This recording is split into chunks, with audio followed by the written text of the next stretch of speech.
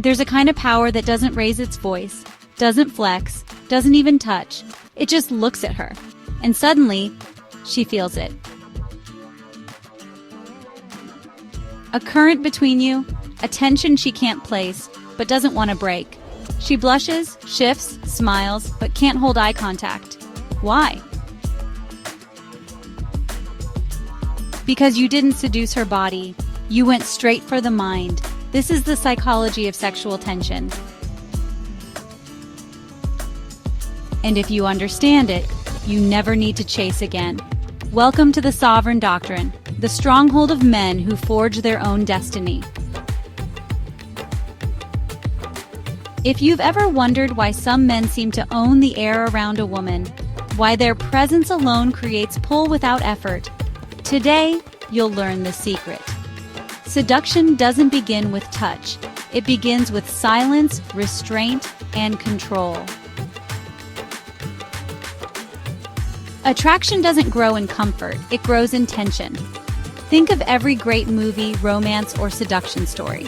What keeps you watching isn't instant gratification, it's the build-up. The space between impulse and action. Women aren't obsessed with satisfaction. They're obsessed with anticipation. The look that lingers half a second longer. The comment that almost reveals your thoughts. The moment when your hand hovers but doesn't land. Tension is power. It's what turns a moment into obsession, and the man who can create it controls the frame. Most men break eye contact too soon. They look, then look away, trying not to be creepy. But the sovereign man holds the gaze, not to intimidate, but to unapologetically exist in her space. Look at her like you see through the performance, like you recognize the chaos under the surface, like you're not impressed, but not judging either.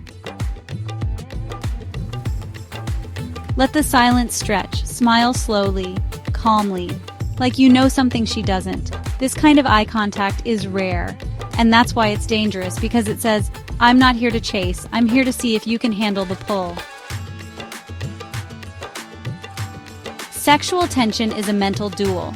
She wants to feel seen, but not conquered, challenged, but not mocked, safe, but not bored, and most men collapse the moment she pushes back. They try to explain, to impress, to gain approval, but the man who holds tension doesn't flinch. He sees the test, and he stays grounded. She teases, you smirk. She withdraws, you stay centered. She flirts, you accept, but don't overreact. You're not dancing for her attention, you're offering her a mystery to step into.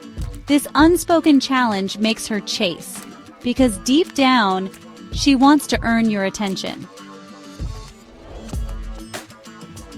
Men often try to escalate quickly.